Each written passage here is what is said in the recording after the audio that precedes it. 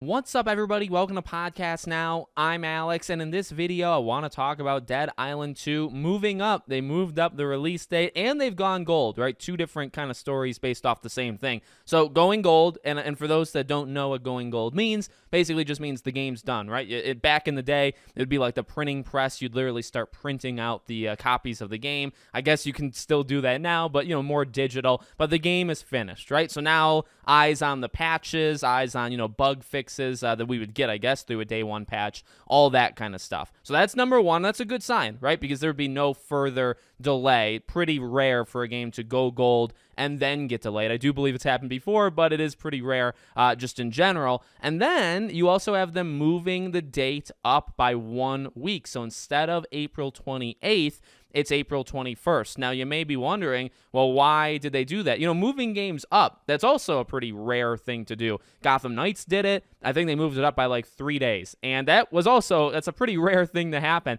So why? Well, you may or may not know, on April 28th is a small indie game called Star Wars Jedi Survivor. And I fully believe, and you know what? I'll give a lot of credit to Dead Island 2, because I do think they're aware, and as much as you can maybe like dunk on them, and I mean, I made a tweet where it's like they're getting right out of the way of Jedi Survivor, right? It's actually fully the right move to make, right? If this game came out, which it was going to up until today, the same day as Jedi Survivor, I think it would have had some problems. And this is actually something I was talking about on Twitter as well. The issue with this game, I'm very excited for, like, personally, I'm really excited for it. I want it to do well. I've never actually been too big of a fan of Dead Island. The first one really, really disappointed me, but I'm going to give this one a chance. However, this, I think, is maybe the perfect example of a game that more people than normal, would wait for, kind of wait to see what others think. And I think that's totally valid based off whether it's the stuff that we've seen of this game, whether it's them jumping companies 30 times and the game coming out like 15 years after they announce it. Some of that's exaggerating, but I mean, honestly, there's not a lot of confidence, even though the team that has it right now seems confident, and that's great, and they've had it for almost like 5 years, right? And I've been telling people that, like the people that are making Dead Island 2,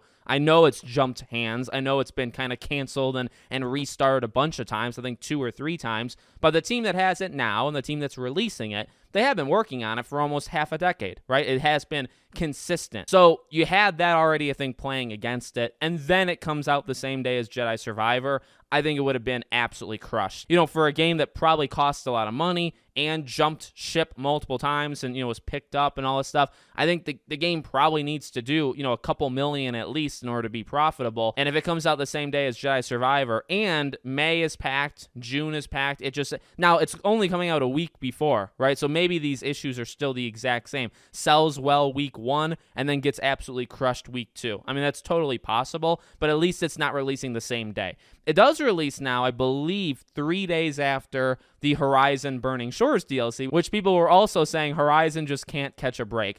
I mean, it is kind of debatable of which one is in the worst spot, right? Do you value Horizon, the DLC just for PS5? Is that the lower one, or is Dead Island 2 the lower one? I think it just depends on who you are. Like, I'm getting both.